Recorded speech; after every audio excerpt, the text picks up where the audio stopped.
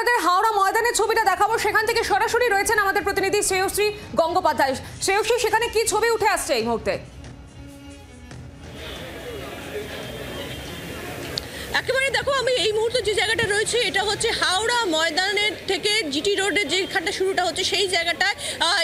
এই রাস্তাটাই কিন্তু সোজা নবান্নর দিকে যাচ্ছে। এই মুহূর্তে দেখতে পাচ্ছ যে একেবারে বড় বড় এরকম গার্ডরেল দেওয়া রয়েছে এই জায়গাটাতে, এবং এই জায়গাটা ঠিক পেছনে এই গার্ডরেলগুলো কিভাবে সেট করা হয়েছে তোমাকে একটুখানি দেখাই। দেখতে পাচ্ছ পুরো রাস্তাটা কিন্তু ঘিরে দেওয়া হয়েছে গার্ডরেলে, আর ঠিক গার্ডরেলগুলো কিভাবে সেট করা হয়েছে তোমাকে দেখাচ্ছি। দেখতে পাচ্ছ আমি এখন ওপাশটাতে যাওয়ার চেষ্টা করছি, দেখাবো তোমাকে সেই জায়গাটা।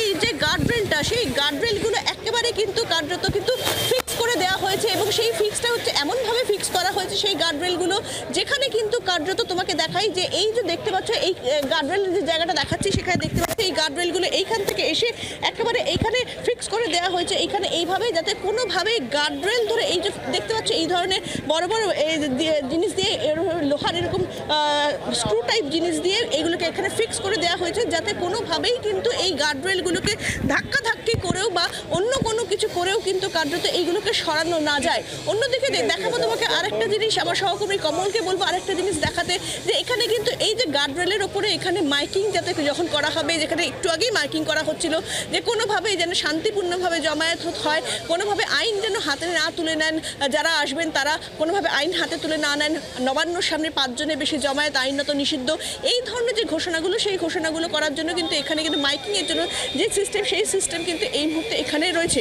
এর পাশাপাশি এখানে দেখাবো যে প্রচুর পুলিশ কিন্তু এই মুহূর্তে এখানে রয়েছে, প্রচুর পুলিশ রয়েছে এখানে, এবং পাশাপাশি ওয়াটার ক্যানন, সেই ওয়াটার ক্যানন রাখা রয়েছে। দেখতেই পাচ্ছ যে এখানে ওয়াটার ক্যানন রাখা রয়েছে, সেই ওয়াটার ক্যানন দিয়ে প্রয়োজনে সেক্ষেত্রে প্রয়োজনে এই ওয়াটার ক্যানন যাতে ব্যবহার করা হয় সেই জন্যই কিন্তু কার্যত প্রস্তুতি চূড়ান্ত অবস্থায় রয়েছে।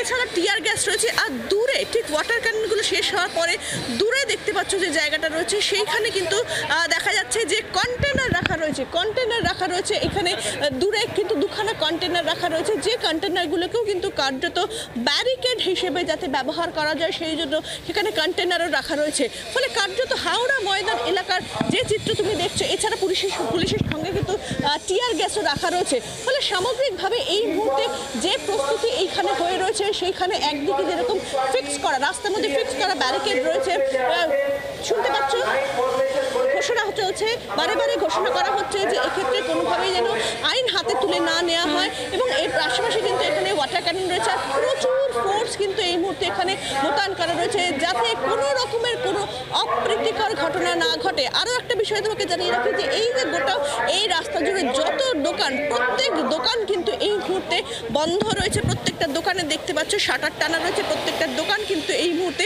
এখানে বন্ধ করে রাখা রয়েছে। ফলে সামগ্রিকভাবে এই মুহূর্তে পুলিশের উচ্চপদস্থ আধিকারিকরা দেখতে পাচ্ছ যে তারা প্যাক করে রাখছেন, যাতে নির্দিষ্টভাবে যে ঘটনার সময় যাতে কোনো রকমের কোনো অন্যরকম পরিস্থিতি না তৈরি হয়, একেবারে দেখতে পাচ্ছ যে নিজেরা প্যাক করছেন পায়। ফলে সামগ্রিকভাবে সমস্ত কিছুর নিরিখেই কিন্তু বলা যেতে পারে যে এই মুহূর্তে কিন্তু একেবারে এই মুহূর্তে এই যে জায়গায় আমি দাঁড়িয়ে রয়েছি হাওড়া ময়দান এলাকায়, সেই ময়দান এলাকায় কিন্তু কোনো রকমের কোনো অপ্রীতিকর ঘটনা আটকানোর জন্য পুলিশের তরফে কিন্তু প্রস্তুতি একেবারে চূড়ান্ত পর্যায়ে।